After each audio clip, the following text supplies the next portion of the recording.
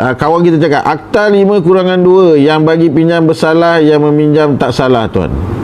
Okey, saya setuju dengan poin Abu ini. Okey, anda cakap pasal undang-undang sekarang anda cakap pasal undang-undang. Okey, saya ni adalah orang yang menyiasat kes di bawah Seksyen 5/2 APPW. Ni Mamat yang siasat.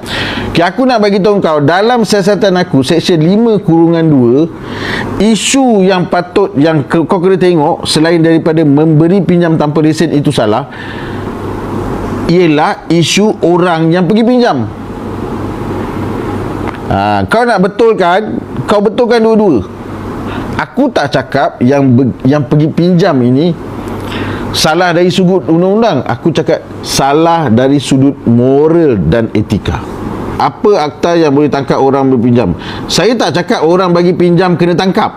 Aboy, awak pergi beli buku undang-undang, pergi belajar pasal undang-undang. Jangan belajar separuh-separuh, boy. Okey, aboy, fahamkan apa Rahmat cakap.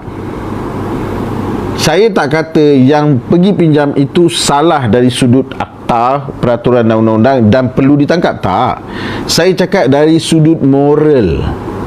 Faham tak? Aboy tahu tak moral tu apa, boy? Moral dengan undang-undang tak sama, boy. Okey? Moral ni, kalau kau dah tahu benda tu tak betul, kau jangan pergi. Kau dah tahu orang tu jual barang salah, kau jangan beli. Kau dah tahu kedai tu tak ada lesen, kau jangan pergi support kedai tak ada lesen. Itu moral lah, boy. Boleh, boy? Aboy tanya, jadi tuan perlu ke bayar?